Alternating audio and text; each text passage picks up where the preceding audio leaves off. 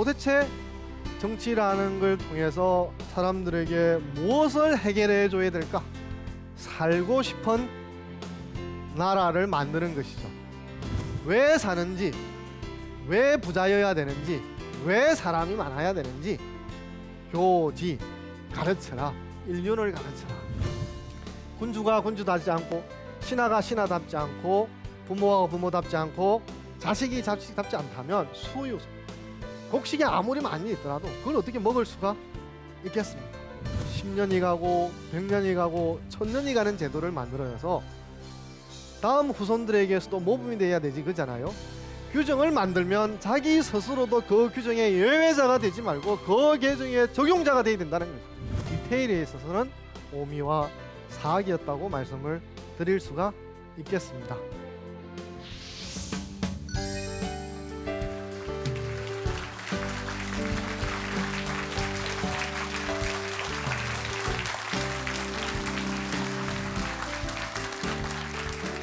네, 반갑습니다. 안녕하십니까. 저는 논어의 배사공 신정근입니다. 논어라고 하는 강을 안전하게 건너실 수 있도록 안내해 드리도록 하겠습니다. 오늘은 논어 인간의 길을 찾다 세 번째 시간인데요. 주제는 서입니다. 서는 공자가 이 서에 대해서는 간단하게 정의를 한 적이 있는데요. 기소, 물욕, 물시여인. 여러분들도 한번 제가 읽을 때 따라 읽어주셔도 좋습니다. 기소, 물욕, 물시여인. 내가 바라지 않는 것을 다른 사람에게 시키지 말라라는 뜻입니다. 이러 보면은 글자 자체는 너무 자명하고 특별한 말이 아닌 것처럼 보이지 않습니까? 그죠?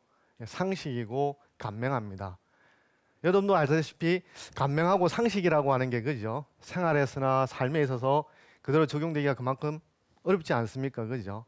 이렇게 볼 때 그럼 왜 이 공자라고 하는 사람은 서라고 하는 것들을 중요하게 바라보고 또 이야기를 끝냈을까라는 건데, 이 기소물욕 물시의인에서 보면 제일 앞에 있는 글자가 기자, 그죠? 나라고 하는 사람이고, 제일 마지막에 있는 글자는 인이라고, 사람, 타인 이런 뜻입니까? 그러면 서라고 하는 것은 기본적으로 두 사람이 있어야 되는 거죠. 나라는 사람과 나 아닌 상대.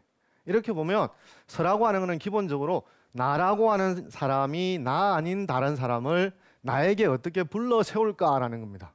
그러면 여러분들이 이 서라고 하는 것들을 추상적인 조건이 아니라 실제적인 상황 또는 직접 많이 겪는 생활 상황에서 적용시켜서 생각해 보는 것이 서가 가지고 있는 가치를 좀 더 잘 알 수 있는 계기가 되리라고 봅니다. 아파트에 사시는 분들이 피할 수 없는 고통이 어떤 거죠? 층간소음이라고, 그죠? 심하죠, 그죠? 최근에 이제 아주 다행스러운 건 뭐냐면 아파트에서 여러 가지 층간소음과 관련해서 분쟁이 생기니까 환경부에서 뭔가 기준을 내놓았습니다.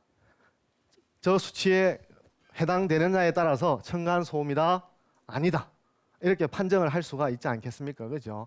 그런 측면에서 보면 일본 환경부에서 제시한 이 기준이 여러 분쟁을 조정할 수 있는 길이라고는 할 수는 있습니다. 그러나 생각을 해보세요. 만약에 낮에 35데시벨이다. 그죠? 밤에 25데시벨이다. 또는 30데시벨이다. 그러면 층간소음에 해당되지는 않습니다만 그 소리가 안 난다고 할 수는 없는 거잖아요. 그죠? 그런데 법적으로는 여러분들이 요구하거나 피해를 요구할 수는 없어요. 왜냐하면 층간소음에 해당되지 않기 때문에 되는 거죠. 그렇게 되면 여러분들은 과민한 사람이 됩니다. 괜히 작은 소리에서도 참지 못하고 예민해서 위층 사람을 괴롭히는, 오히려 거꾸로 되는 거죠. 그죠? 이렇게 보면 기준의 제시만으로는 우리가 살아가는 다양한 문제를 해결할 수가 없다라고 할 수가 있겠습니다. 그러면 어떻게 해야 될까요? 최근에 광주에서 일어난 일인데요. 초등학교 다니는 아이가 아래층 사람들에게 편지를 하나 썼습니다. 잠깐 읽어볼까요? 아래층 이웃께 안녕하세요. 저는 위층에 사는 독림초등학교 누구누구누구입니다. 얼굴은 모르지만 언니랑 저랑 뛰어다니고 소리 지를 때 아래층에서 문자가 올 때가 있어요. 시끄럽게 해서 죄송합니다. 피아노 치는 소리나 못 박는 소리 같지 시끄러운 소리가 나지 않게 조심하겠습니다. 아래층 사람도 이 편지를 받으면 어떤 생각이 들까요? 그죠? 아마 기특하다고 생각하거나 순간적으로는 분명히 화가 가라앉을 겁니다. 무슨 말이냐면 우리가 층간소음이어서 위층집을 찾아가게 되면 더 화가 내는 건 뭐냐면 내가 시끄럽거나 고통스러워서 찾아갔는데 위층 사람은 그게 뭔 문제예요. 이렇게 생각하시면 더 화가 나잖아요. 그죠? 처음에는 층간소음 때문에 기분이 상했는데 두 번째는 층간소음을 대하는 위층 사람 태도 때문에 더 화가 나잖아요. 그죠?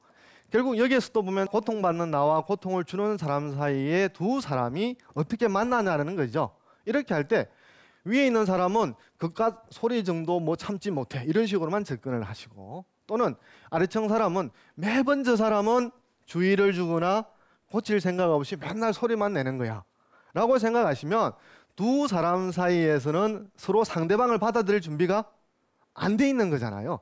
자기 주장만 하는 거잖아요. 그러면 이런 아이와 같은 경우가 아이처럼 편지를 써서 내가 그런 고통을 일으키는 사실을 인정하고 알고 있다. 그리고 또 물론 편지를 쓴다고 해서 바로 다음 순간에 소음을 안 일으키는 일은 아니겠죠. 그죠? 소음을 얼마든지 일으킬 수가 있습니다. 그렇지만 아이의 얼굴을 떠올리고 편지를 생각을 하다 보면 층간소음으로 짜증났던 얼굴이라든지 기분이 좀 펴질 수가 있는 거 아니겠습니까? 이런 측면에서 우리가 법에 호소하는 것만이 아니라 상대방을 내가 어떻게 받아들이나는 측면에 대해서 서에 대해서 한 번쯤 생각해 볼 여지가 있다고 생각을 하겠습니다. 서하고 신분사회가 어울릴까? 계급사회라든지 신분사회는 매뉴얼이 있습니다. 매뉴얼이 있는 데는 서가 필요 없는 것이죠. 그죠? 그런데 서라고 하는 것은 사람이 계급이 있다고 해서 계급만으로 설명되지 않는 사람으로서의 측면이 있다는 거죠. 그 측면을 공자가 발견해냈다는 겁니다.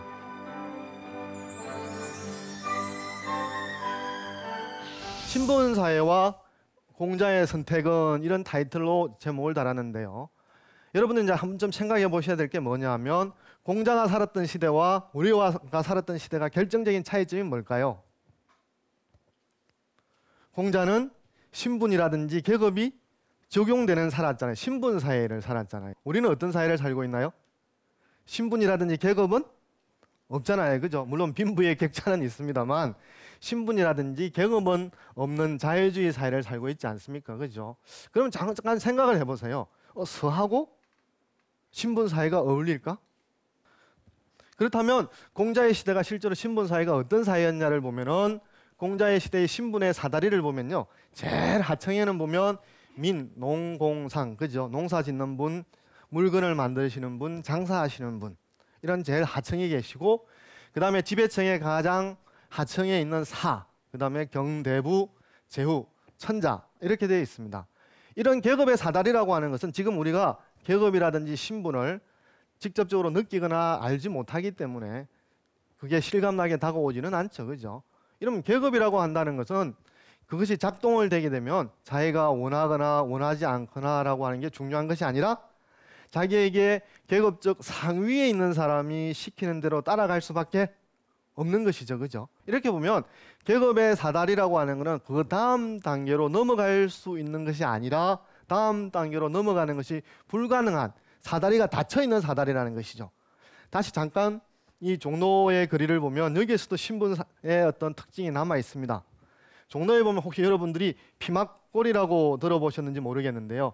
왼쪽에 있는 사진은 1950년대의 피막골이고 오른쪽에 있는 사진은 지금 현재 제가 어제 찍어온 사진입니다. 이는 지금 종로 일가에 새롭게 단장한 피막골인데요. 피막골은 가마를 피하는 골목 이런 뜻입니다. 여러분들 보면 종로통에 보면 조선시대 때는 고관대작이라든지 그잖아요. 그죠? 양반분들이 말을 타거나 가마를 타거나 걸어서 지나가지 않습니까? 그러면 사를 제외한 농공상의 경우에서는 그 사람이 길을 지나갈 때까지 길을 못 가는 거예요. 기다리고 있거나 고개를 숙이고 있거나 기다려야 됩니다. 그러면 여러분 생각을 해보세요. 같은 길을 가는데 길을 가는 사람은 다 빨리 가려고 하고 자기 목적지에 어서 가려고 하지 않겠습니까? 그런데 양반이거나 고관대작이 오면 길을 가지 못하고 그 자리에 멈춰서야 되는 것이죠. 그럼 당연히 여러분 머릿속에 꾀를 내지 않겠습니까? 어떤 생각을 내겠습니까? 같은 길을 가더라도 양반이거나 고관대작을 만나지 않는 길을 갈 수 있다면 좋겠죠. 그죠? 그래서 종로 일가의 피막골이라고 하는 곳은 큰 대로의 한 블럭 뒤에 들어가 있는 곳에 있는 골목입니다. 계급사회라든지 신분사회는 매뉴얼이 있습니다. 이 사람을 만날 때 저 신분을 만나면 어떻게 해야 되는지 매뉴얼이 각각 있는 것이죠. 그럼 그 매뉴얼로 따르면 충분한 거지 않습니까?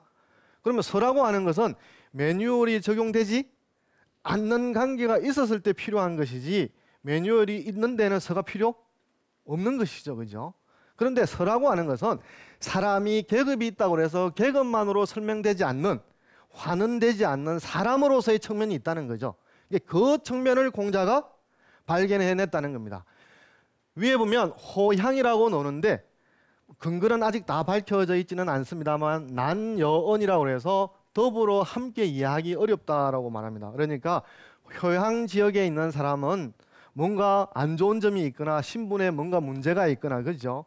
지금 알려진 거로는 어떤 천민 지역이라든지 사회 깊이 하는 어떤 사람들이 살았던 지역이라고 하는데 뭐 명백한 근거는 없습니다. 그러면 함께 이야기를 나누기 어렵다고 말을 하고 있습니다. 그러면 보통 사람들은 호양 출신 옆에 지나가면 어떻게 한다는 거죠? 피하는 거죠. 서로 만나서 손을 잡거나 인사하거나 이야기를 나누는 게 아니고 서로 호양 사람이 말을 걸더라도 어떻게 한다는 거죠? 말 대꾸를 안 하는 거죠. 이렇게까지 하는데 사건이 생겨버렸습니다. 어떤 사건이 생겼을까요? 이 호양에 있는 어린아이가 공자에 있는 학단, 학교를 찾아온 거예요. 그 다음에 문인혹, 이제 공자의 제자겠죠, 그죠? 문인혹, 문인이라는 제자들이 깜짝 놀란 거예요, 이제. 그런 소동이 있으니까 공자라고 하는 사람이 이제 시끄럽지 않겠습니까? 이제 그 호양에서 온 아이와 제자들이 실갱이를 벌이고 공자 선생님을 만나게 해달라, 뭐 못 들어간다, 뭐 잠깐 있어봐라, 이런 이야기가 나오니까 공자가 이제 가만히 있다가 그 이야기를 듣고 나서 나오신 거죠, 그죠? 나와가지고 이제 이렇게 말을 하고 호양 출신의 아이와 대화를 나눕니다. 여기 보면 여기진야 불여기퇴야 유하심 인결기진 여기결야 불보기왕야 라고 되어 있는데요. 이 기진할 때 기는 이제 호양 출신의 어린아이입니다. 이 아이가 자기의 이전의 단점을 넘어서서 좀 더 다른 쪽으로 한 걸음 앞으로 나아가는 거죠, 그죠? 나아가는 것에 대해서 도와주면 되지 그 친구가 기퇴, 뒤로 물러가는 것에 대해서는 관여할 필요가 없다. 그러니까 뭘 그렇게 심각하게 나를 만날 수 있느냐 없느냐라고 고민할 필요가 뭐 있느냐. 사람이라고 하는 게 자기를 단정히 하고 자기를 깨끗하게 해서 앞으로 나아가게 되면 그 깨끗하게 된 지점에 대해서 도와주면 되는 것이지 그 사람이 과거에 어떤 얼룩이거나 과거에 어떤 안 좋은 일이 있다고 해서 그거 가지고 뭐 신경 쓸 필요가 있느냐라는 거죠. 공자의 경우에는 선뜻 아니 그 친구의 과거에 대해서 우리가 뭘 신경을 쓰느냐. 그 친구가 지금 자기가 나아지기 위해서 한 걸음 나아가고 있지 않느냐. 그럼 그 청문에 대해서만 주목을 하면 되시지 그 앞에 있는 과거 때문에 그 사람을 개의하거나 받아들이지 않을 이유가 없다는 것이죠.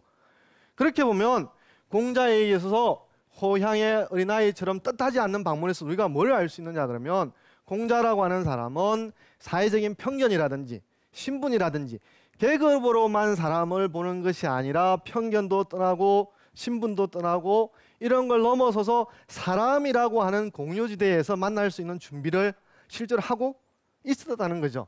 이게 그런 측면에서 공자가 이제 설을 말했는데요.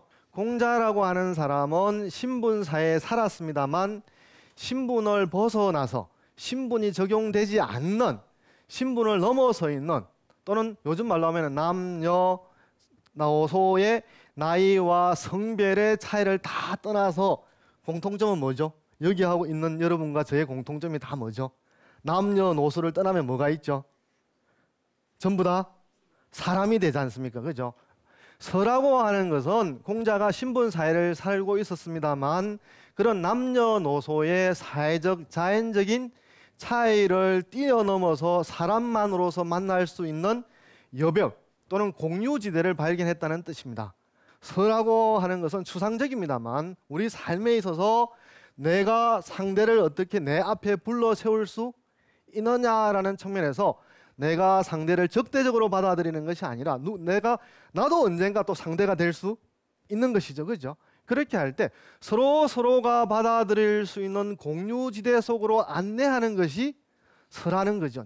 이런 측면에서 공자가 괜히 대단한 사람이라고 말하는 것이 아니라 신분사회에서도 신분사회를 뛰어넘을 수 있는 사람의 공유지대를 찾아냈기 때문에 공자라고 하는 사람이 위대하다고 말할 수 있고, 또 여러분이나 저나 이렇게 모여서 논어라고 하는 책에 대해서 배우고 이야기를 나눌 수 있는 기회를 갖는다고 할 수가 있겠습니다.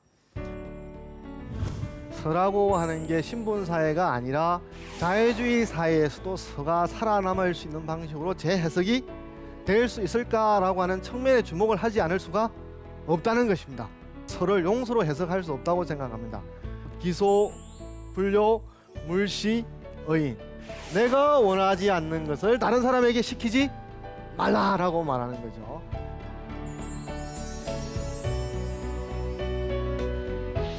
이 서라고 하는 것은 공자는 분명히 신분시대에 살아서 그것을 뛰어넘는 방식으로 생각을 했습니다. 그럼에도 불구하고 우리는 신분사회에 살고 있지 않잖아요. 그죠? 자유주의 시대를 살고 있지 않습니까? 그러면 이런 질문을 하실 수가 있어요. 신분시대에 나왔던 서라고 하는 걸 자유주의 시대도 그대로 적용할 수가 있을까? 이런 의문이 당연히 들겠죠. 그죠? 신분사회가 아닌 자유주의 상태에서 서라고 하는 걸 도대체 어떻게 해석해야 될까라는 것이죠. 그런 측면에서 저는 이제 관용의 원칙이라는 걸로 이제 재해석을 하고자 하는데요.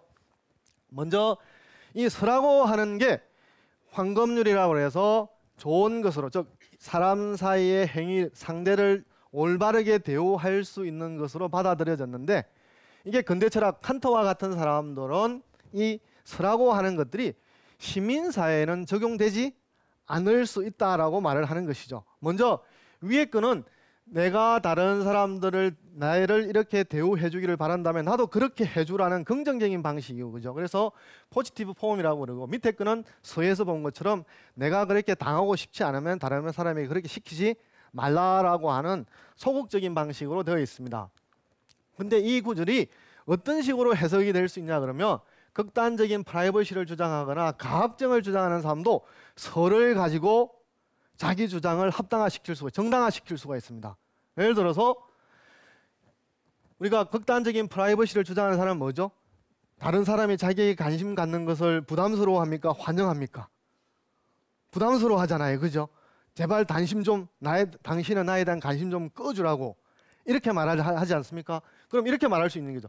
내가 너에게 관심을 갖지 않을 테니까 너도 나에게 관심을 갖지 말라. 서라고 하는 데에 대해서 말만 조금 바꿨을 뿐이지 서라는 형식에 그대로 적용이 될 수가 있습니다. 그러니까 서가 있다고 해서 모든 문제를 해결되는 것이 아니라, 오늘날 자유주의에서 극단적인 프라이버시를 주장하는 사람은 그걸 가지고 나에 대해서 간섭을 하지 마라, 그죠? 나에 대해서 귀찮게 굴지 마라, 이런 방식으로 서가 해석이 가능하다는 거예요. 또 두 번째 방식은 어떻게 과학적으로 해석되냐 그러면, 피해를 서로 합의한 피해를 보는 것으로 합의를 할 수 있어요. 어떤 거냐면은, 내가 나에게 맞는 것이, 두들겨 맞는 것이 좋다면 나도 너에게 맞는 것이 좋다. 이거는 서의 적극적인 방식이잖아요. 이 방식대로 가학정이 정당화될 수가 있다라는 겁니다. 이렇게 보면 공자가 서를 말했고, 여기 앉아 계신 많은 분들이 그렇지, 서는 좋은 거야, 서대로 따르면 아주 우리 사이가 합당한 관계가 될 거야, 이렇게 생각하실 수가 있습니다. 그런데 근대 철학자 칸트 등 다른 사람들의 비판에 따르면 이런 방식으로 도대체 서가 해석되지 않으리라고 누가 장담할 수가 없는 것이죠. 이런 점에서 그러면 우리는 어떻게 할 때 서라고 하는 게 신분사회가 아니라 다원주의 사회이고 시민사회이고 자유주의 사회에서도 서가 살아남을 수 있는 방식으로 재해석이 될 수 있을까라고 하는 측면에 주목을 하지 않을 수가 없다는 것입니다. 논어를 보면 이 서와 관련해서 질문을 많이 던지는 제자가 자공이라는 제자입니다. 자공이라는 제자는 공자가 죽었을 때는 대개 이제 서성님에 대한 상례는 부모님 상례와 같아서 3년 정도를 합니다. 그래서 다른 제자들은 3년상을 치르고 각자 자기 고향 앞으로 그래서 다 돌아갑니다. 그런데 누구요? 여기 나와 있던 자공만은 3년상을 치르고 집에 돌아가려고 하니까 공자를 떼어놓으려고 하는 마음이 유쾌하지가 않는 거예요. 발길이 떨어지지 않는 거예요. 그래서 어떻게 했냐 그러면 3년 동안 더 상을 치르고 6년 뒤에 지나가게 됩니다. 그래서 지금도 곡부가 공자의 고향인데요. 거기 가면 공자 무덤이 있고 왼쪽에 보면 자공염묘처라고 하는 자그마한 건물이 있습니다. 그 건물은 뭐냐면 자공이라는 제자가 공자가 죽고 난 뒤에 심요 생활을 몇 년 했다는 거죠. 6년 동안을 한 공간을 나타내는 염호처라는 게 있습니다. 거기 보면 이제 자공과 공자의 관계가 어떤 관계인지 알 수 있지 않겠습니까? 여러분도 보면 뭔가 둘이 사람을 만나서 차마 발걸음이 떨어지지 않는다라고 하면서 30분 지났는데도 10분 더 만나고 조금 더 이러면서 한참 동안 시간이 가서야 그제야 겨우 실은 발걸음을 이렇게 옮기는 경우도 있지 않습니까? 그죠? 자공도 그런 경우라고 할 수 있습니다. 그런 자공이라는 친구가 공자에게 묻습니다. 유일언이 가히 종신 행지자호, 종신 평생 동안 실행해야 될 한마디가 있습니까? 라는 거죠. 이렇게 물으니까 공자라고 하는 사람이 기서호, 기소불욕, 물시의인. 한 번 더 같이 읽어볼까요? 기소불욕, 물시의인. 기서호라고 말하는 것은 서일 거다. 다른 게 아니라 반드시 서일 거다 라고 규정을 하면서 내가 원하지 않는 것을 다른 사람에게 시키지 말라라고 말하는 거죠. 그 다음에 또 다른 논어의 공자장의 편을 보면 자공이라는 애나 같은 인물이죠. 불욕 인지가저아야 오역 욕무가저인. 나는 다른 사람이 나에게 뭔가 얹어놓는, 가라고 하는 건 시키거나 바라지 않는 것을 덮어놓는 거죠. 이런 걸 바라지 않는다면 나도 또한 다른 사람에게 그렇게 하지 않고 싶다라는 것이죠. 물론 이렇게 보면 언어 표현은 다릅니다만 형 뜻하는 바는 내가 싫어하는 것을 다른 사람에게도 하지 않는다라는 측면이 있는 거죠. 이렇게 볼 때 이 자공과 공자 사이에 등장하는 데 있어서 기와 인이라고 하는 것은 물리적으로든지 생물학적으로 우리는 나와 남이 어떻게 돼 있죠? 분리되어 있습니다. 아무리 사랑하는 부부, 사랑하는 애인도 늘 붙어 다닐 수는 없는 거잖아요. 떨어질 수밖에 없습니다. 그런데 중요한 것은 그런 물리적인 관계를 말하는 것이 아니라 내가 다른 사람들을 내 의식에서 어떤 식으로 불러 세우느냐는 거죠. 만약 여러분들이 오늘 댁에 돌아가실 때 만약에 집에 자제분이 있겠죠. 그죠? 지나가는데 포장마차에서거나 또는 치킨집을 지나시거나 각종 지나시지 않겠습니까? 그런데 문득 호주머니를 보니까 뭐 돈이 있어요. 그럼 치킨을 사거나 포장마차에서 뭔가 물건을 샀어요. 먹을 거를 샀어요. 그때 옆에 여러분 누가 있는 건 아니지만 물건을 살 때 누구를 생각하죠? 집에 있는 누군가를 떠올린다는 거 아니겠습니까? 그죠? 그러면 물리적으로는 집에 있는 사람과 여러분은 함께 있는 것이 아니라 떨어져 있는 것이죠. 그러나 여러분은 이미 의식 속에서 가족의 어떤 사람을 여러분 머릿속에서 반갑게 맞이한 거잖아요. 그죠? 환대를 한 거잖아요. 받아들인 거잖아요. 자기 가족이라는 사람을 머릿속에 의식 속에 넣어서 나와 똑같은 사람으로 대우를 하는 것이죠. 또 봐요. 아프리카라든지 우리가 요즘 기부라든지 많은 행위를 하고 있지 않습니까? 그죠? 보면 누가 시켜서 여러분 기부를 합니까? 누가 하라고 안 하면 혼을 낸다고 강요를 해서 그러는 것 아니지 않습니까? 그죠? 여러분이 여러분을 위해서 쓰기 위해서 벌었던 돈을 기꺼이 그 사람을 위해서 쓰려고 여러분들이 누가 말하지 않더라도 여러분 스스로 그런 태도를 취하는 거예요. 그럼 그 태도 속에는 여러분 세계 속에서 여러분 혼자만 사는 것이 아니라 지금까지 실제로 한 번도 본 적도 없는 사람 또는 가족일 수도 있고 길 가다가 한 번씩 만나는 사람들도 있고 그런 사람들을 여러분의 의식 속에서 반갑게 맞이하고 환대를 한다는 거예요. 이런 측면에서 볼 때 보통 이 논어의 주석을 달 때 풀이를 할 때 용서로 해석하는 경향이 많이 있습니다. 그러나 저는 서를 용서로 해석할 수 없다고 생각합니다. 왜 그러냐 그러면 용서라고 해석을 하게 되면 다른 사람이 한 잘못에 대해서 우리가 용서라고 하는 책임을 묻지 않는 거나 처벌을 하지 않는 거잖아요. 그죠? 그러면 개인 순전히 개인적인 해당되는 경우에 기본에 의해서 용서할 수 있는 경우도 얼마든지 있죠. 그러나 그것을 일반화시켜서 용서로 서를 해석해버리게 되면 사람들에게 심각한 피해를 주거나 고통을 주는 것에 대해서 책임을 물을 수가 없게 되는 거지 않습니까? 그런 면에서 서를 용서로 해석할 수 없고 관용으로 해석을 하게 된다는 거죠. 그렇게 볼 때 관용이라고 하는 것은 나하고 다를지라도 그것이 도덕적 기준에 크게 벗어나지 않는다면, 도덕과 무관하다면 서로가 서로의 주장에 대해서 받아들이는 자세를 가지게 된다는 것이죠.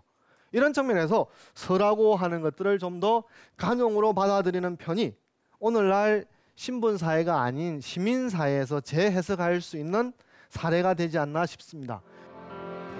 탐을 넘지 못하면 서로 나아갈 수가 없는 것이죠. 나만 생각하고 내 중심적으로만 생각하면 두 사람이 만날 수 있는 길은 충돌밖에 없는 것이죠.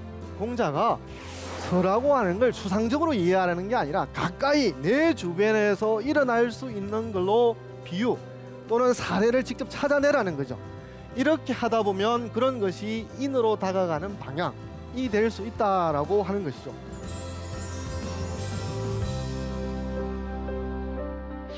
그러면 서라고 하는 것들에 의해서 이루어지는 사회가 어떤 사회가 될까라는 것이죠. 여러분도 우리가 살면서 길 가다가도 다른 사람을 의식하고 기부를 할 때도 다른 사람을 우리가 의식 속에서 반갑게 환대하고 맞아들이지 않습니까? 그럼 이런 환대하는 세상이 됐을 때 저는 이제 신뢰의 공동체가 된다고 보는데요. 보면 아까 말했던 서와 비슷합니다만 좀 더 공자 앞에서 보았던 것은 소극적인 방식, 무엇을 하지 마라 이런 방식이었다고 한다면 여기는 적극적인 방식으로 나옵니다. 부인자 기용립이 리빈 기욕다리 달인 넌건 취비 가위 인지 방야이 돼 있는데, 내가 어떻든 용립, 내가 서고 싶으면 어떻게 하라는 거죠? 다른 사람을 서게 해주고, 내가 어딘가를 도달하고 싶고 이루고 싶으면 다른 사람을 그렇게 도달하라고 하는 것이죠. 이건 왜냐하면 봐요. 여러분 배가 고프면 어떻게 하죠? 참습니까? 어떻게 하죠? 라면이라도 끓여 먹지 않습니까? 그죠? 그러면 지금 라면이라도 먹을 게 없는 사람은 어떻게 되죠? 냉수라도 먹을 수밖에 없지 않습니까? 그럼 여러분 라면이거나 굶는 것의 고통이 얼마나인지 아시잖아요. 그죠? 그러면 다른 사람이 배고픈 고통으로 걷는 걸 굳이 체험하지 않더라도 알 수 있는 거지 않습니까? 그죠? 그럼 어떻게 해야 된다는 거죠? 우리한테, 여러분한테 저런이 다른 사람한테는 생명을 살릴 수 있는 가치를 가질 수가 있는 거잖아요. 그죠? 내가 가지고 있는 일부를 나눈다고 한다면 그것이 다른 사람에게 생명을 살릴 수 있는 거라고 한다면, 그렇게 할 때 나만이 아니라 다른 사람도 먹을 건 먹어야 된다라고 하는 공유지대가 생긴다는 거죠. 그렇게 할 때 여러분들은 공유지대로 얼마나 많은 사람들을 초대를 하셨냐고요. 여러분한테 물어보세요. 나한테는 가족 외에 어떤 사람을, 사람이 사람으로서 합당한 권리를 누리지 못할 때 그 사람을 내가 도와서라도 누릴 수 있도록 초청한 사람이 얼마나 될까? 저는 한 사람이라고 있다고 하면 여러분 성공이라고 생각합니다. 두 사람은 더 성공이에요. 세 사람은 더 성공이고요. 이 공유지대는 가시적으로 보이지 않습니다.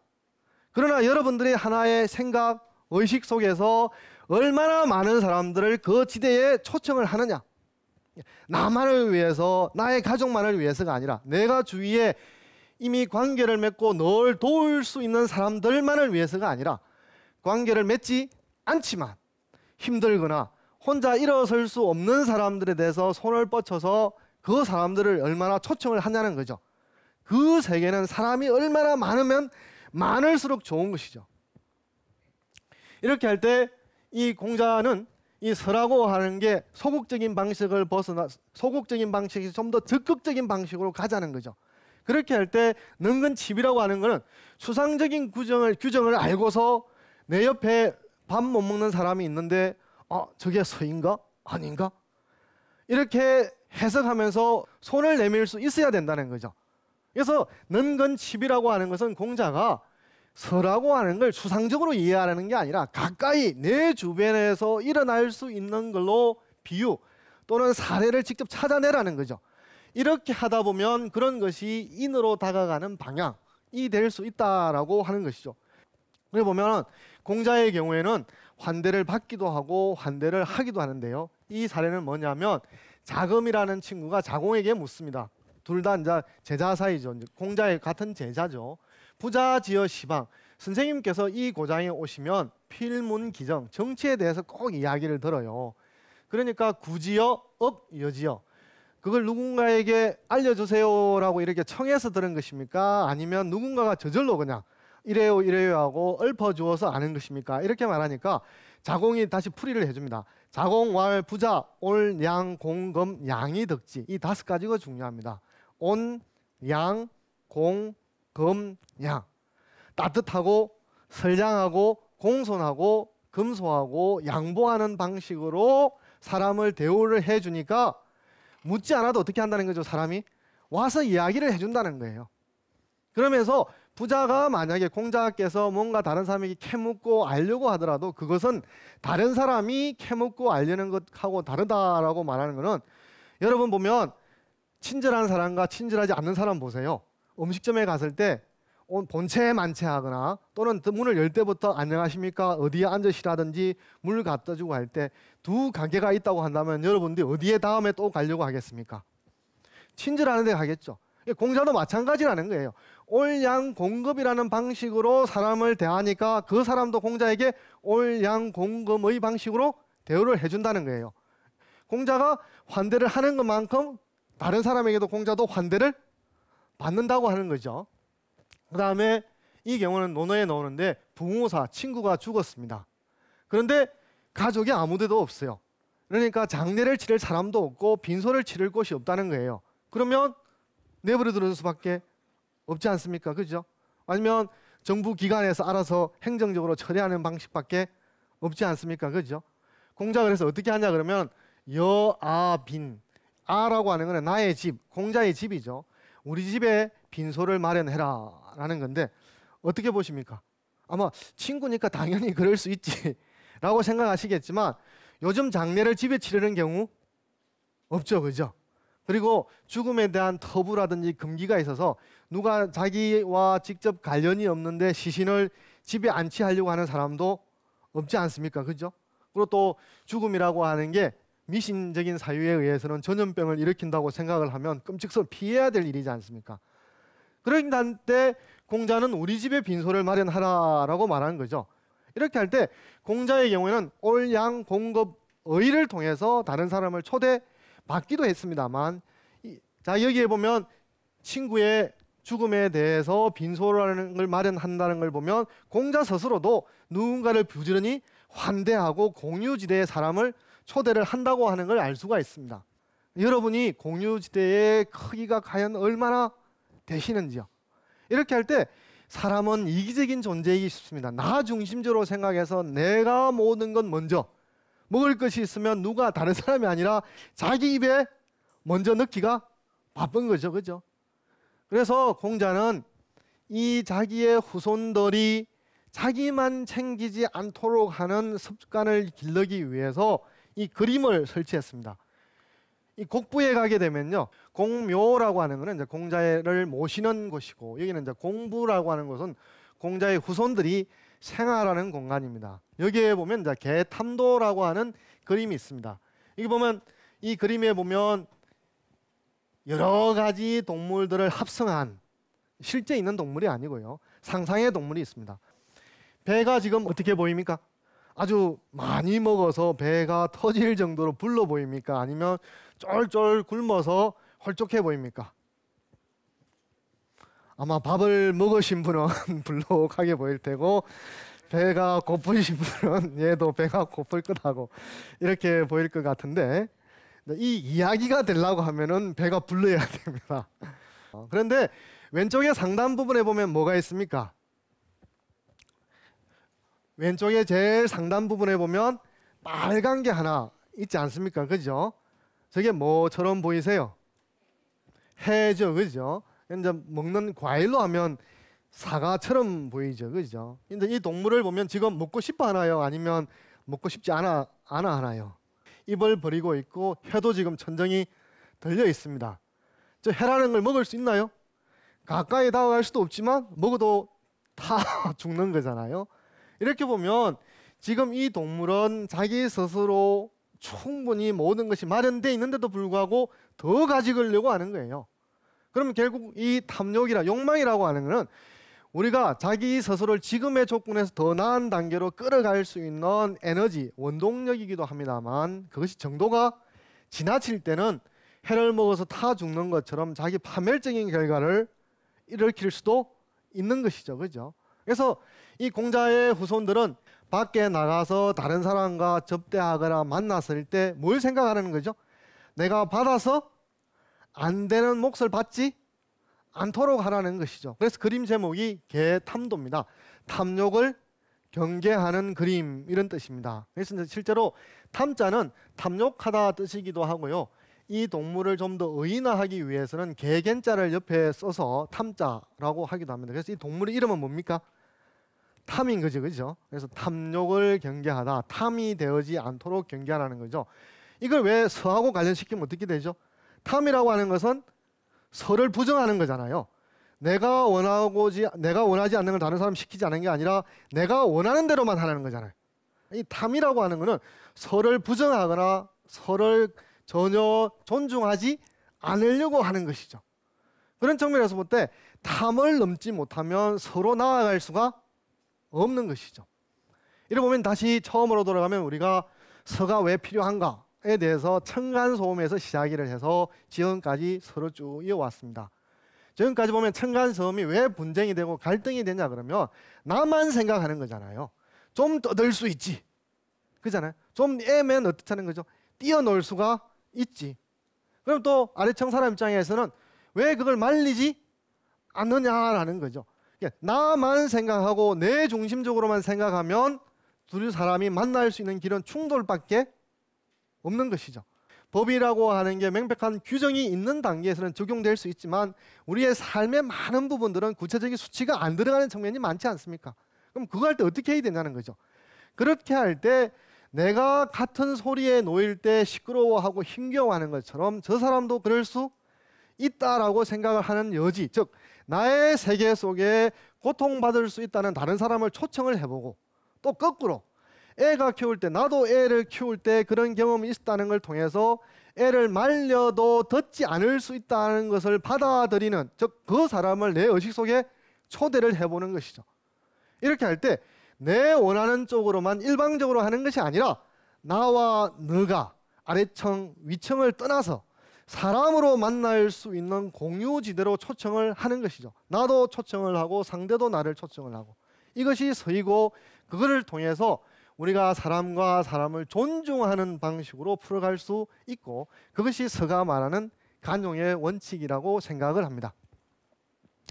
지금까지 서를 간용이라고 하는 원칙으로 풀어서 이야기를 해봤습니다. 들으시고 지금까지 궁금한 게 있으시면 질문을 하십시오.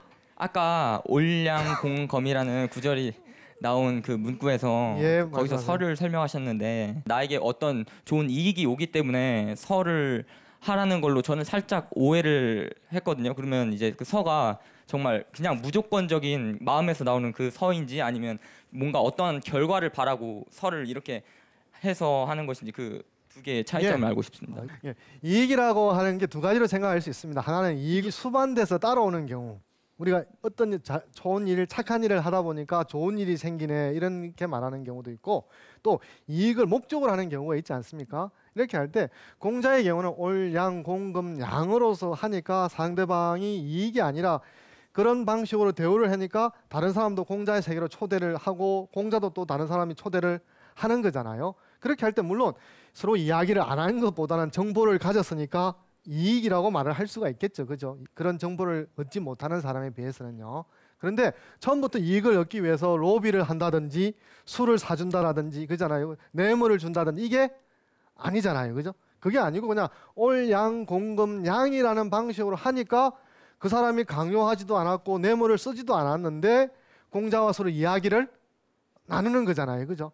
이런 측면에서 상대방이 서로 이익의 경계를 가지고 이익이 안 되니까 문을 안 열어 이런 게 아니라 이익을 잠깐 내려놓고 서로 문을 열어서 서로 함께 만나서 대화를 나눌 수 있는 공유지대를 만든다는 거죠. 물론 그렇게 하니까 이익이 된 게 아니냐라고 말하면 그건 이익을 목적으로 해서 그런 게 아니고 그런 행동에 의해서 뒤따라오는 것이죠.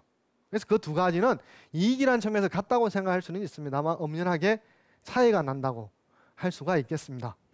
이 설을 저는 일반적으로 저걸 용서하는 걸로 그렇게 뭐 글자 그대로 저는 해석해서 생각을 해왔는데 상대방을 받아들이는 공유지대로 끌어들이는 그런 말씀을 듣고 나니까 우리 사회적인 윤리나 정의 구현을 위해서는 꼭 그걸 받아들이는 것만이 선이다 하는 생각이 안 들 때가 있습니다. 예, 가혹하게 그거는 경계를 하고 경종을 울려줘야 같이 더 좋은 공유지대로 들어갈 수 있지 않는가 하는 생각이 드는데 교수님 생각이 아주 어떠신지요? 오늘 강의의 핵심을 잘 물어주셔서 좋은 질문입니다. 그러니까 물론 성서에도 심판하고 정의를 말하는 신의 측면이 있죠. 그렇게 할 때 정의에 맞지 않으면 심판을 해야 되는 것이잖아요. 그렇지만 원수까지 사랑하라 그럴 때 저나 여러분이 그 정도는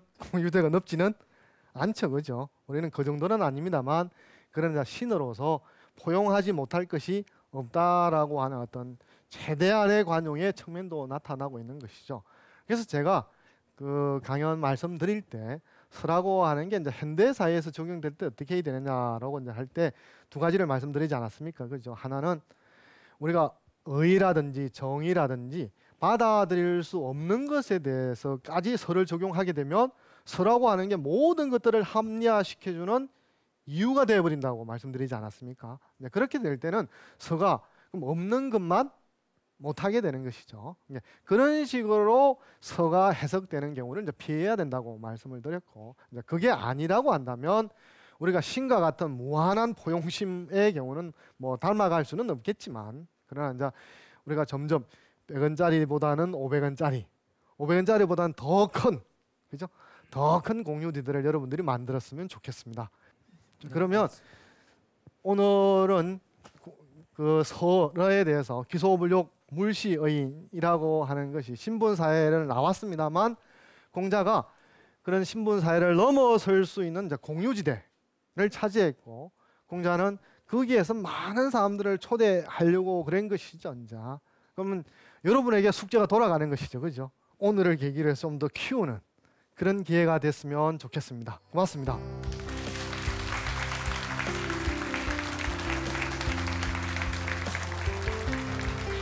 서라고 하는 것은 공자가 신분사회를 살고 있었습니다만 그런 남녀노소의 사회적 자연적인 차이를 뛰어넘어서 사람만으로서 만날 수 있는 여벽 또는 공유지대를 발견했다는 뜻입니다. 기소, 불교, 물시, 의인. 내가 원하지 않는 것을 다른 사람에게 시키지 말라라고 말하는 거죠. 힘들거나 혼자 일어설 수 없는 사람들에 대해서 손을 뻗쳐서 그 사람들을 얼마나 초청을 하냐는 거죠. 그 세계는 사람이 얼마나 많으면 많을수록 좋은 것이죠. 나만 생각하고 내 중심적으로만 생각하면 두 사람이 만날 수 있는 길은 충돌밖에 없는 것이죠. 서로가 받아들일 수 있는 공유지대 속으로 안내하는 것이 서라는 거죠. 사람으로 만날 수 있는 공유지대로 초청을 하는 것이죠. 그것이 서가 말하는 관용의 원칙이라고 생각을 합니다.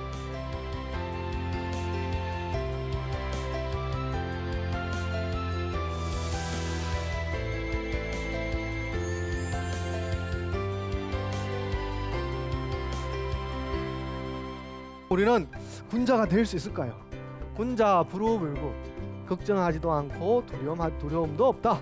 군자라고 하는 존재는 누군가에 의해서 이끌려서 가는 존재가 아니라 자기가 자기를 이끌어 간다는 거죠. 소인을 그대로 내버려 두고 인정할 것인가 아니면 소인을 군자로 변화시킬 것인가. 사람이라고 하는 그 경계선상에서 어느 쪽으로 내가 끌고 가느냐라는 거죠.